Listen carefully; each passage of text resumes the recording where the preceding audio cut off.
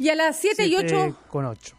7:08 de la mañana, exactamente, sí. Renato, estamos en comunicación con la abogada Marisol Pérez Tello, exministra de Justicia y también excongresista. Y bueno, con ella hablamos de los principales desafíos para este gobierno de transición y sobre todo también sobre esta decisión que se dio dentro del Congreso de la República. Marisol, ¿cómo estás? Qué gusto conversar contigo después de mucho tiempo. Muy buenos días. ¿Qué tal, Marisol? Buenos días. ¿Cómo está, Patricia? Renato, buenos días. Qué gusto verlos. Bueno, la primera pregunta se cae de madura. ¿Qué tiene que pasar en los próximos meses, Marisol, para que esta decisión tomada, que claramente ya no tiene vuelta atrás, garantice a los peruanos un gobierno tranquilo y un gobierno de transición coherente?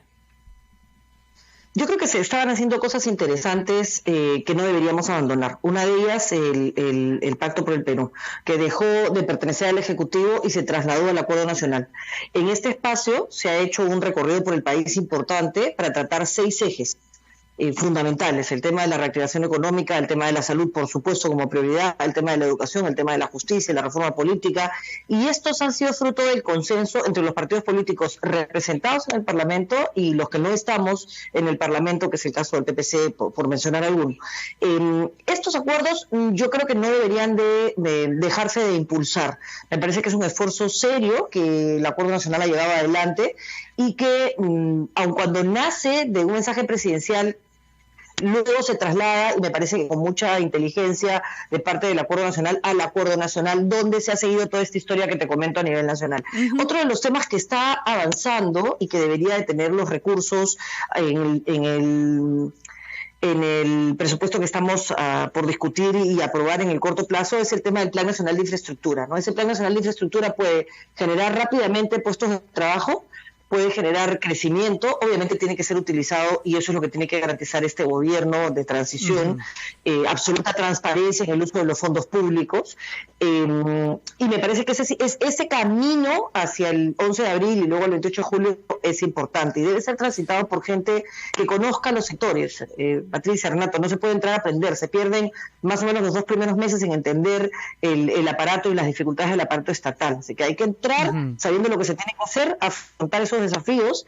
Creo que deberíamos de mantener ese norte en cuanto a políticas públicas, darle los recursos al Plan Nacional de Infraestructura, sostener las reformas de justicia que están tambaleando, darle para eso, digamos, el respaldo a la Junta Nacional de Justicia y al Poder Judicial y al Ministerio Público para que puedan implementar las plataformas virtuales, la interoperabilidad y todo el tema de entender cuál información necesitamos para poder ir hacia la reforma. Y en el tema de la reactivación, Patricia, necesitamos la solvencia y la serenidad del DSR, de Julio Velarde, pero también la audacia y la astucia de María Antonieta, independientemente de que esos sean los nombres. Claramente en el caso del DSR tenemos tranquilidad, para que esta incertidumbre terrible que nos está dejando la vacancia, la demanda competencial no aprobada, las investigaciones al expresidente Vizcarra, al presidente Vizcarra, que son vergonzosas y dramáticas, puedan transitar con tranquilidad. Y mientras tanto, una sociedad vigilante, Renato, porque la aprobación del nuevo TC y las posibles reformas a la reforma de justicia emprendida con dificultad ponen pues al país nuevamente en zozobra, ¿no? Así que no van a venir tiempos fáciles, nos necesita juntos, identificando además a los enemigos comunes, ¿no? Sobre eso último que mencionabas, ¿no? La posibilidad de que se hagan reformas o que se dejen de hacer las que ya estaban encaminadas. Quería preguntarte, porque tú conoces los mecanismos del Congreso, ¿qué tan viable crees que sea el hecho de que, por ejemplo, la reforma educativa de pronto se bloquee? Hoy en la portada de La República se plantea un escenario realmente preocupante, ¿no? El APP quiere crear nuevas filiales universitarias. Hoy en el Congreso se está discutiendo la posibilidad de crear otras 5 universidades, por no hablar de la posible ley de amnistía en Taurumala, etcétera, etcétera. ¿Crees sinceramente que este gobierno de transición vaya a comprarse el pleito de la reforma educativa cuando escuchábamos ayer al señor Merino en una entrevista, creo que con Rosa María Palacios en febrero de este año, básicamente sospechar de la necesidad de la SUNEDU? Yo creo que el esfuerzo de este gobierno de transición, o llamado gobierno de transición, va a tener que intentar validarse o legitimarse en el ejercicio. hay toda una convulsión a partir de la forma como se ha discutido las posibilidades de la vacancia presidencial. Yo creo que ya sobre ese tema tendremos, como en los últimos años en nuestro país, constitucionalistas a favor y en contra de la decisión. Es terrible que se gobierne el país jalando la Constitución para un lado para el otro. Eso no le da estabilidad al país. Es digamos, una muestra clara ha sido los resultados de la bolsa del día martes, y así estamos los últimos 2 años, ¿no? O sea, tomando la vacancia, tomando el presentarse el cierre del Congreso por las razones que fuera, más allá de que te caiga bien o mal alguien. Claramente en lo que tenemos que estar todos juntos es que las investigaciones tienen que continuar, el país tiene derecho a saber la verdad. Y yo creo, no tengo muchas expectativas en lo que se puede hacer. Sí tengo muchas expectativas en lo que podemos impedir que se haga.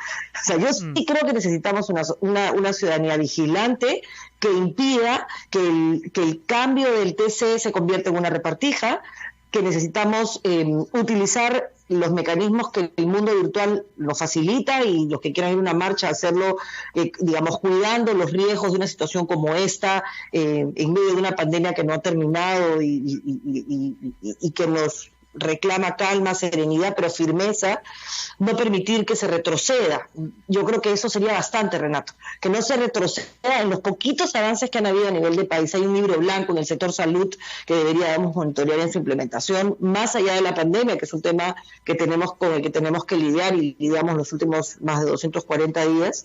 Pero me parece que lo que viene tendría que poner a este Congreso, que nos demostró que siempre se podía estar peor, en un modo: no voy a seguir dañando la economía, no voy a seguir aprobando leyes populistas, voy a intentar aprobar algunas reformas consensuadas que ya están en el marco del acuerdo, volver al Senado. Creo que también es una decisión interesante, parece importante que se discuta, y la incertidumbre que nos ha acompañado en los últimos días demanda mucha serenidad, dejar el anti y entender que las investigaciones no se tratan de ver cómo me deshago de mi enemigo, ¿no? Se trata de saber la verdad.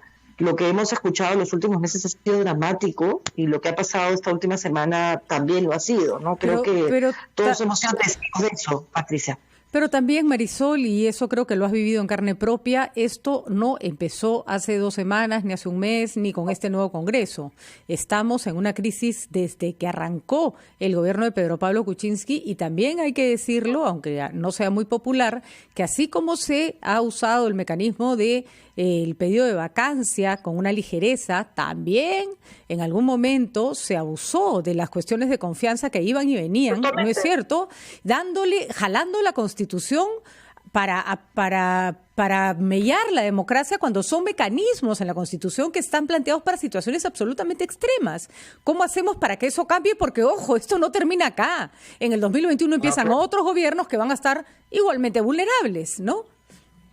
O sea, yo creo que reconocer que estamos llegando los partidos políticos en una situación de desprestigio general. Los políticos siempre tendemos a pensar, absoluto, tendemos a pensar que podemos distinguirnos, ¿no? Y lamentablemente no. O sea, lamentablemente los políticos somos todos, y la clase política es la cuestionada, y el cambio tiene que venir desde la política. O sea, somos nosotros los que tenemos que reconocer que hemos fracasado en el intento de representar a los ciudadanos. O sea, hay un desprecio por la clase política que no distingue si trabajaste, si eres honesto, si tienes buena voluntad o no. Eso lo va a tener que demostrar el tiempo, la consecuencia de los actos, y de la capacidad de separar la paja del trigo. Pero en este momento no hay un solo partido que pueda, digamos, representar el 20% de la intención de voto en las próximas elecciones. Eso es terrible.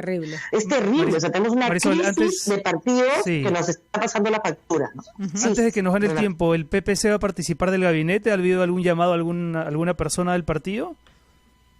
No, yo creo que el PPC está participando igual que la mayoría de partidos en el proceso electoral. Me parece que el nombramiento de Antero tendría que marcar la línea, ¿no? O sea, personas que no vayan a jugar un rol visible, digamos, candidatos o tengan un espacio de poder que los pueda poner en una situación de ventaja, y que transite con tranquilidad el 11 de abril y luego el 28 de julio, que lleve las riendas de un país que está con una incertidumbre en lo económico, con una incertidumbre en la salud, con niños y niñas abandonados porque aparentemente no son el foco de la preocupación, pero siguen siendo violentados en sus casas, con la impunidad que te da la cuarentena o los padres sin posibilidad de ser juzgados. O sea, hay situaciones dramáticas que se están dando todos los días que los políticos hemos dejado de entender y de leer, y estamos en un enfrentamiento constante que no lleva nada al país, Renato. Creo que ese tendría que ser el mensaje final, ¿no? Descansemos un poco de esta pugna ligera y vayamos a darle al Perú en el Bicentenario posibilidades de futuro, ¿no? Atendiendo a los peruanos. Vamos a dejar de hablar del Perú, hablemos de los peruanos y sus necesidades y sus demandas. De acuerdo. Muy bien, Marisol, eso tiene que ser un parte de aguas para la política peruana. Esperemos que así lo sea. Muchísimas gracias, Marisol Perestello, Marisol. ex ministra de Justicia. Siempre los puntos sobre las IES. Vamos a una pausa.